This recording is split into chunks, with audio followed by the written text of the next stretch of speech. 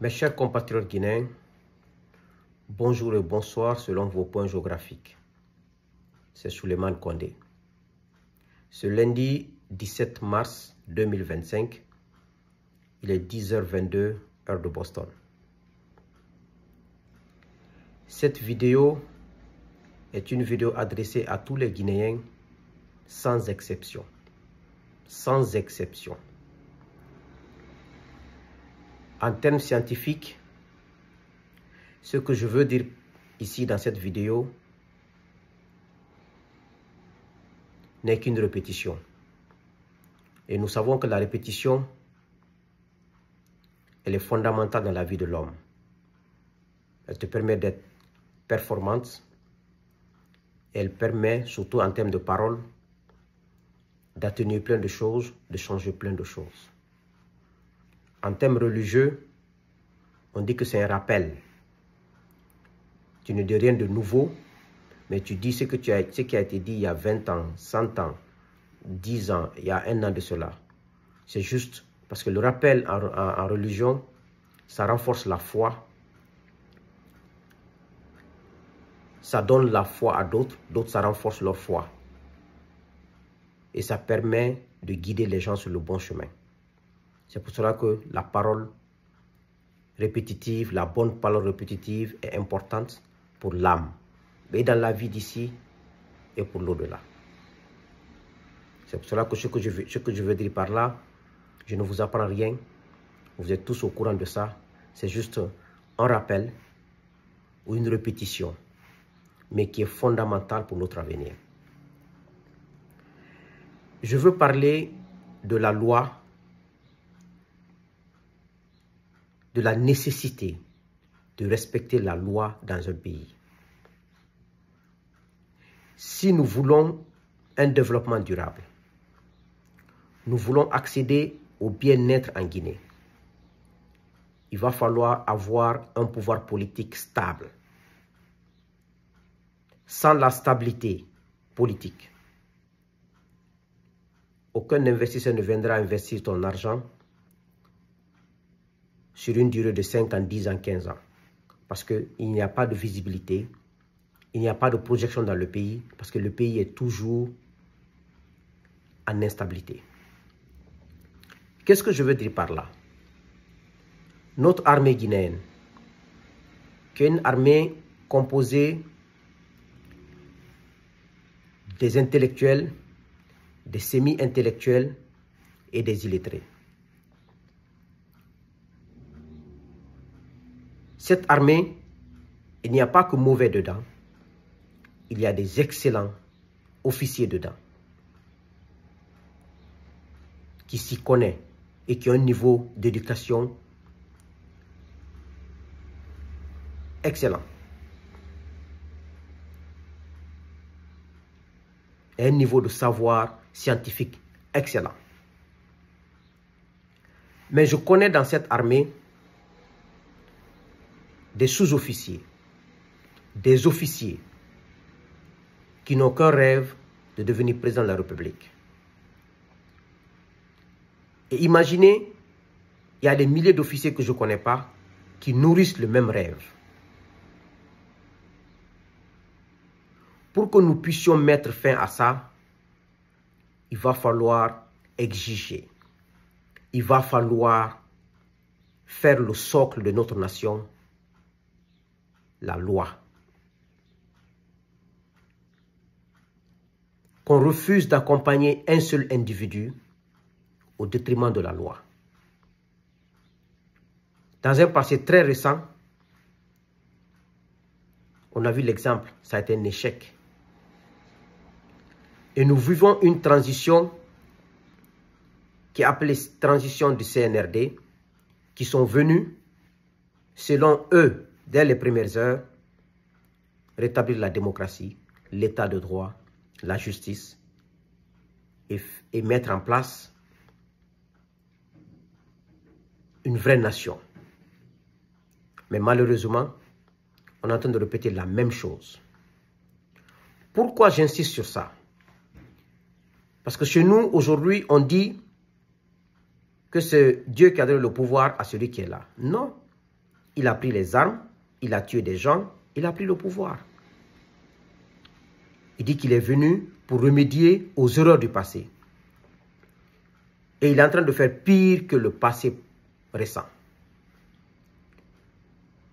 Parce que, tôt ou tard, il veut confisquer le pouvoir comme ceux qui étaient là. Un autre militaire aussi va prendre l'arme et l'enlever au pouvoir. Vous allez dire que c'est Dieu qui a dit encore à ce militaire de prendre les armes, d'enlever celui qui était là. Un autre militaire aussi prendra les armes, enlever celui qui a enlevé Doumbouya. Vous allez encore dire que c'est Dieu qui a dit à celui-ci de prendre les armes, d'enlever celui qui a enlevé Doumbouya au pouvoir. On tombera dans un cercle vicieux sans fin. Pour ne pas dire qu'on est déjà dans un cercle vicieux.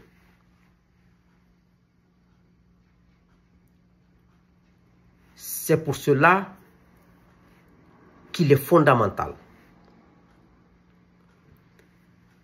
que tout militaire qui souhaite être président, qui ambitionne d'être président, qui est tout à fait normal, il ôte la tenue, il crée son parti politique, il va à l'encontre des citoyens. Si les citoyens ont confiance en lui, il aura le vote des citoyens. Mais qu'on mette fin à la confiscation du pouvoir et au coup d'État. Parce que c'est la confiscation du pouvoir. Parce que pour confisquer un pouvoir, il faut violer la loi. Il faut réprimer ceux qui s'opposent à ça. Jusqu'à ce que mort s'en suive. Il faut emprisonner les gens. Il faut exiler les gens. Donc tu le fais dans le péché. Tu le fais dans l'injustice à outrance. Tu le fais dans le mépris et tu le fais dans l'illégalité totale. Donc, vous croyez qu'un investisseur qui veut investir dans l'électricité en Guinée pour 20 ans viendra le faire parce qu'il sait que le président qui est là à tout moment, on va le renverser.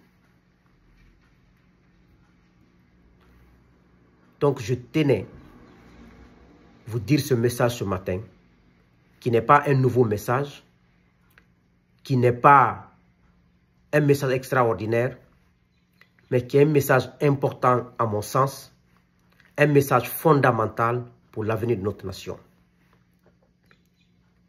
Parce que pour Doumbouya, ça ne m'inquiète pas. Le président de la transition actuelle, ça ne m'inquiète pas. Il sera trahi tôt ou tard. Ça, il ne peut rien pour ça. Muammar Kadhafi a trahi son oncle qui était au pouvoir en Libye. Il a fait 42 ans. On sait comment il a fini. Blaise Compaoré a trahi son meilleur ami en l'assassinant, en arrivant au pouvoir. 27 ans après, on sait comment ça s'est terminé. Ces choses-là ne marchent pas. Doumbouya, lui seul, il a trahi Alpha, qu'il a mis une confiance totale. Il a donné tous les moyens. Il a trahi le chef d'état-major, l'ancien chef d'état-major des armées, Namouri Traoré, qui l'a permis d'accéder au pouvoir de faire le coup d'État. Il a trahi les enfants des forces spéciales, les sous-officiers, les officiers qui ont fait le coup d'État. Il a trahi la population que nous sommes en espérant avoir une démocratie, un état de droit, une justice saine.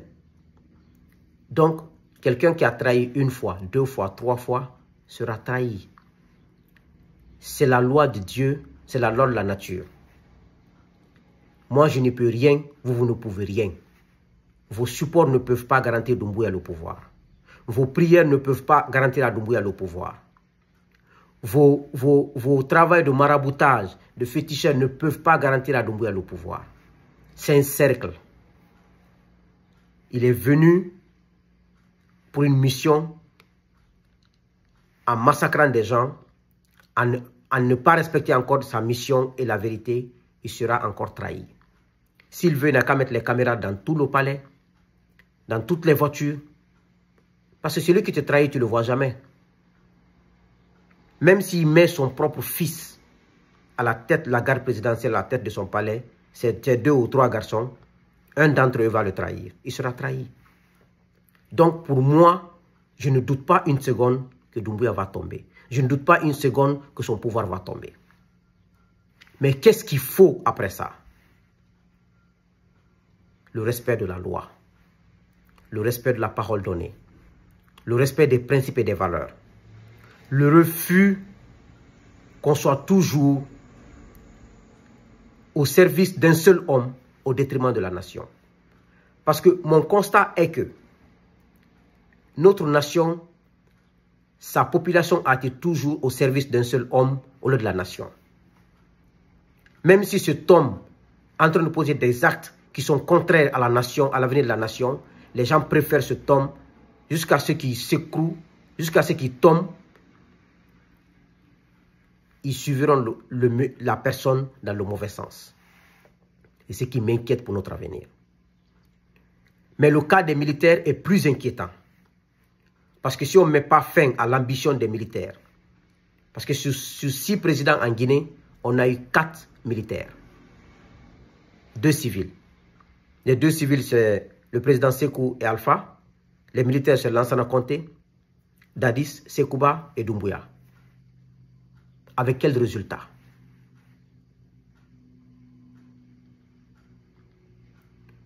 Donc, pour mettre fin à ça, il faut qu'on enracine l'état de droit. Il faut qu'on enracine la justice.